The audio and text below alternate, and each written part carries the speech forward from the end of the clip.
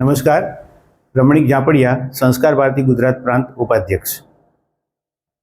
છેલ્લા ઘણા વર્ષોથી સંઘની કાર્યપ્રણાલી પ્રમાણે કાર્ય કરતી સંસ્કાર ભારતી સમગ્ર ગુજરાતમાં 33 જિલ્લાઓમાં અત્યારે કાર્યરત છે. રંગમંચ અને લલિત કલા અને સાહિત્યને સમર્પિત આ સંસ્થામાં દરેક વિધાના કલા સાધકો ખૂબ ઉત્સાહ સાથે કાર્યરત છે. અત્યારે સમગ્ર ગુજરાતમાં 33 જિલ્લાઓની અંદર અમારી સમિતિ કાર્યરત છે અને દરેક જિલ્લા સાથે દરેક સાધકો પણ ખૂબ સરસ રીતે આ દરેક વિધાઓમાં કાર્ય કરી રહ્યા છે. આજનો આ પર્વ છે એ પ્રતિપ્રદા વર્ષનું પર્વ. છેલ્લા 19 વર્ષથી હરિહરની ભૂમિની અંદર ઉજવાતો આ પર્વ, એની અંદર દરેક વિધાના સાધકો ખૂબ હોંશભેર ભાગ લે છે. સમગ્ર ગુજરાતના અંતરિયાળ ગામડાના પણ સાધકો આ પ્રવૃત્તિ સાથે જોડાય છે. વિક્રમ સંવત વર્ષ પ્રમાણે આવતીકાલથી આપણું જ્યારે 2082ને બદલે હવે 2083નું વર્ષ આપણે બધા જ આવકારી રહ્યા છીએ, ત્યારે હિન્દુ ધર્મ પ્રમાણે આ ઉત્સવ ખૂબ આનંદદાયક રીતે સંસ્કાર ભારતીનો સોમનાથ તીર્થમાં ઉજવાય છે.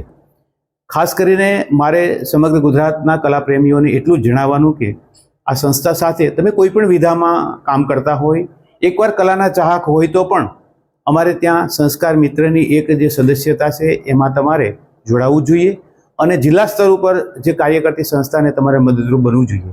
કારણ કે ભારતીય કલા અને સાંસ્કૃતિક સંપદાઓનો વારસાનું જતન અને સંવર્ધન કરવું એ એક નાગરિક તરીકે આપણી સૌની ફરજ છે. અને કલાકાર તરીકે આપણે જ આ કામ નહીં કરશું તો કોણ કરશે?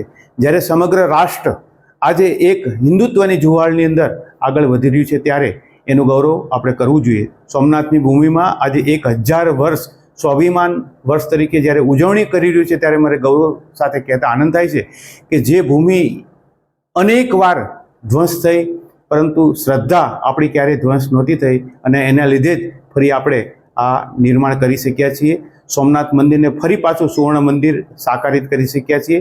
એની અંદર માત્ર ને માત્ર આપણી આત્મશ્રદ્ધા જોડાયેલી છે. સમગ્ર ગુજરાતના કલાકારો સાધના, આરાધના અને ઉપાસનાના પર્વને ખૂબ આનંદદાયક રીતે રામ મંદિર ખાતે ઉજવી રહ્યા છે. ત્યારે મારે દરેકને એટલો સંદેશો આપવાનો કે આપ સૌ સંસ્કાર ભારતી સાથે જોડાઓ અને આ કાર્યને વેગવંતુ બનાવો, એવી સૌને પ્રાર્થના કરું છું. ધન્યવાદ.